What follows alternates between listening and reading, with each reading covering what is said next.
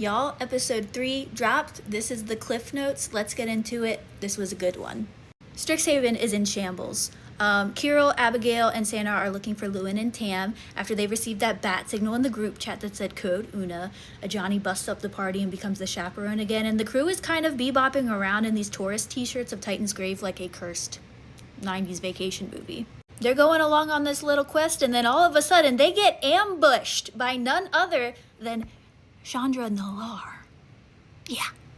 Now, our girl Chandra's not alone. She's got a band of the Auric with her. Now, in the podcast, it's pronounced Auric. I don't know what's correct, but we're going with Auric. And, you know, the anti-Strixhaven dropouts, dark arts kind of group of people, yeah, it's them. Except for they're being dubbed as the Shattered now because they look like they've been shattered and remade. And there's, you know, this is them, I presume. And so Chandra's kind of teaching him the way of the pyromancer, and I think this whole shattered thing, I think this is leading into the reality fracture kind of thing, but more about that in a bit. While this whole thing is going down, they spot Lewin and Tam there, and they're definitely not being held captive, but they're certainly being watched, and Chandra says that she is looking for Jace. Yeah, Jace. Super weird because in the Tarkir Dragonstorm story, Jace was supposed to be vaporized and his essence was totally supposed to be gone. Ajani tells her this, but Chandra says, no, I saw him on Avishgar, and he nearly ended me and caused me massive headaches and totally effed up my brain. Oh yeah, and she says that Jace is on this plane manipulating the Archaics. No sooner does she drop this little bombshell, there's the Archaic from the previous time that showed up, blocked the moon, all of that, it's there.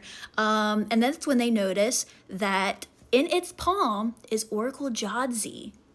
Now, Chandra is in no mood to calm down, and in fact, Ajani telling her to calm down basically is doing the opposite effect, and she is not having it. So Chandra and Ajani are duking it out John Wick style, and she kind of finds an opening, throws a big old fireball at that Archaic. Somehow Oracle Jadzi manages to stay safe, and this thing brings its fist down and causes a rift in the entire earth. That is where the story ends, but some more about what Jace is doing and what Chandra is implying. Chandra says that Jace has totally effed up the multiverse, kind of, and that she's the only one that can save it. So, you know, the Archaics and the Oracles, and we talked about that whole timey-wimey kind of thing. The Shattered are reformed, and, like, it's all kind of making sense in a way that it seems like we're following these people, you know, our group from Lorwyn into Strixhaven, and then maybe something into the reality fracture with whatever Jace has done. And I mean, Jace is always at the why is this man always messing stuff up? But that is the recap. I hope you enjoyed it.